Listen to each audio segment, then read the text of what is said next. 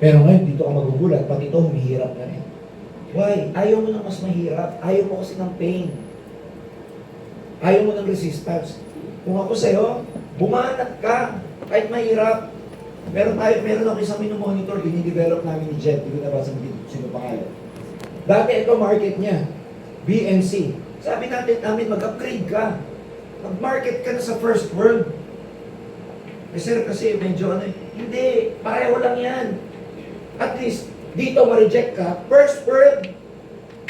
Dito ma-reject ka, third world. Gets niyo ako? Bumanat ng New Zealand, bumanat ng US, bumanat ng Italy. Kasi ako, actual kasi ako eh. Bumanat ng bumanat.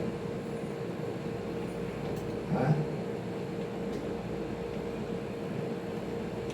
Sabi niya sa GC namin, sabi niya sa GC namin, banat na banat. Nagtanim ng nagtanim.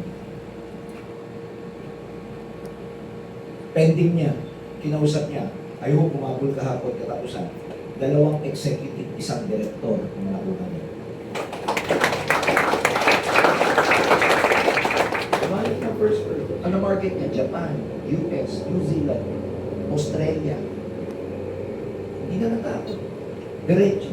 Yung nakukuha niya, may pera, quality. Yung tao nakuha niya may pera, makukuha ng quality rin. Tama. Nakuha niya professional, nakuha professional din. Kasi pag nakuha mo professional, ang kabarkada nun, kaibigan nun, kaopisita nun, professional din. Hindi ko nilala, pero pag nakuha mo, caregiver, yaya, DH, sino una nilang re-recruitin palagi mo? Sila rin. Walang masama doon. Magdagdag kayo ng market. Market na nasasaktan ka. Market na mahihirapan ka. Sir, ang hirap mag-English eh. Okay lang, mapapag-aralan mo yan. Mauna ka muna sa, yes. You know. Of course. Dugo-dugo ng ilong konti, Islam. Pero matuto. Get out of your comfort zone. I dare you. I challenge you. Masyado na kayo komportable. Sa comfort zone, walang growth. Hanap kayo na masasaktan ka. Upo ka muna pagdating na. Hanap ka na marireject ka. Hindi ka naman mamamatay dyan. Alam niyo, sa gym, pag masyado ng comfortable yung binubuhat mo, kasi may instructor ako eh, kailangan dagdagan ng hirap. Sasabihin ko sa kanya, bigat eh. Sir, hindi ka lalaki pag lagi magaan, kailangan mahirapan ka. See? Eh, ikaw lagi ka dun sa madali. Paano ka pa mag-grow? Hanap ka ng pain. Sabihin sa akin ng iba dyan, sobra naman to. Sa dista. Ganun talaga. Nandun ang growth eh. Gets niyo ako? Yes. Hindi ka sanay magsalita sa stranger? Nahiya ka? Conquer your fear. Tanda mo, resistance and pain, sabi sa training, get out of comfort zone. Eto, ikutin ko nung may kaya na to. Mukhang galaw pa lang, alam mo naman kung may kaya. Sa simbahan, pag nagsisimba kayo, alam mo yung paypay ng mayaman. Mahirap.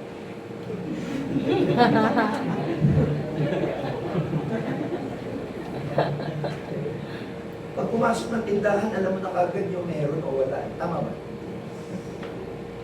Challenge yourself. Kutin ko nga ito kahit mahirap para maramdaman ko yung resistance and pain. Alam mo pag hinanap mo, resistance and pain, nandyan ang success mo. Nandyan ang agila.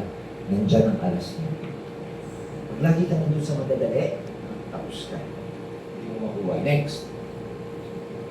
Meron pa pala. Okay. Apprentice yourself to failure. Apprentice yourself to rejection. It's okay. Pag sabing apprentice, sanayin mo. Tulad niya, magkadugtong to. Yung resistance, pain, and failure. Nagsalita si Jensen Huang. Jensen Huang is the owner, the brain behind NVIDIA. Yung gumagawa ng microchip ng mga artificial intelligence. Alino, galing, Taiwanese, isa siya sa pinakamayaman ngayon sa Amerika, sa Silicon Valley.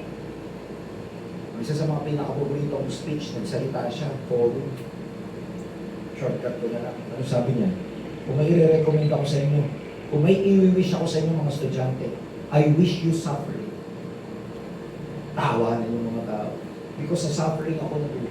Sa suffering ako bumalik. Sa suffering ako nag-grow. Bilyonaryo yun.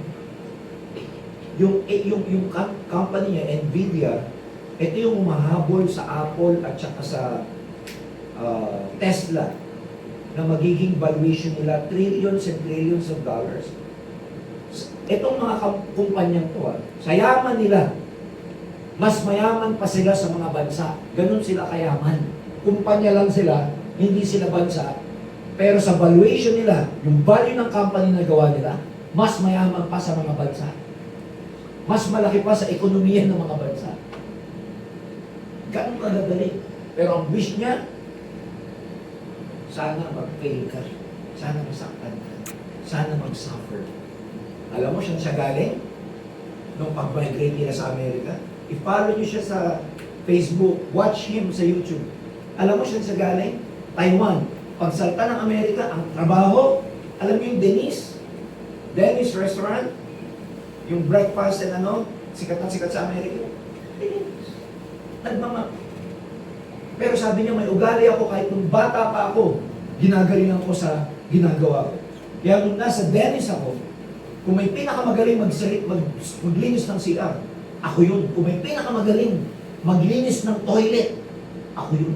Nung na-promote ako sa dining, ako pinakamagaling sa busboy. Tapos ikaw gusto mong maging milyonaryo, yung nagsasalita, multi-billionaire, in dollars, in peso, trillionaire. Ina-advise tayo, move towards resistance and pain, move towards suffering and failure. Ikaw gusto mong maging milyonaryo, isa lang. Sanayin mo yung sarili mo dyan sa pain. Kamatakot. Kasi yung mga mayayaman pala, yung successful pala, lintik ang pain. Ano din yung interview kay Elon Musk? Ilang beses nag-fail yung rocket ship niya bago naging successful ang SpaceX. Buti na lang yung pinakahuli, naging successful. Alam niyo kung bakit? Sabi niya sa interview, parang sa Tagalog, buti na lang nag-work kasi wala na akong pera. Last money. Simot. Si Elon Musk, siya nag-invento ng PayPal, binili lang sa kanya. Sorry. Ang dami niyang inimbento. Yumaman, bilyonaryo. Nagtayo ng Tesla, nagtayo ng SpaceX. Ubos ang pera. Lugi, pero he believed in his why and how. He believed in what he is doing, kaya kahit said na. Kaya pala yung mga negosyante kahit maubusan, pero dahil naniniwala sa ginagawa nila, kahit maubos ako dahil alam ko puputok to, isusugal ko lahat. Kung naniniwala ka talaga sa Ascendra na dito mo mababago buhay mo, family mo, and everything, isugal mo na lahat. Pag clear sa'yo, ibibigay mo lahat. Kaya huwag ka matakot kung masaid ka. Kasi pag naniwala ka sa ginagawa mo, kahit negative ka na, pag sabi negative, hindi zero balance, negative balance. Elon Musk, ganun din. Negative balance na siya ubus na. Tapos na yung credit line niya sa bangko. Wala na magpapautang sa kanya. Last hope niya na. But he believed in what he's doing. Umutok. Ngayon, siya ang pinakamayaman na tao sa buong mundo. Natatakot ka masahin. Hindi ka kasi naniniwala sa ginagawa mo, kaya natatakot ka. Pero pag naniniwala ka dito, ibubuhos mo lahat. Kami nga, tumaya sa inyo eh. Yes, ako. Yes. Next.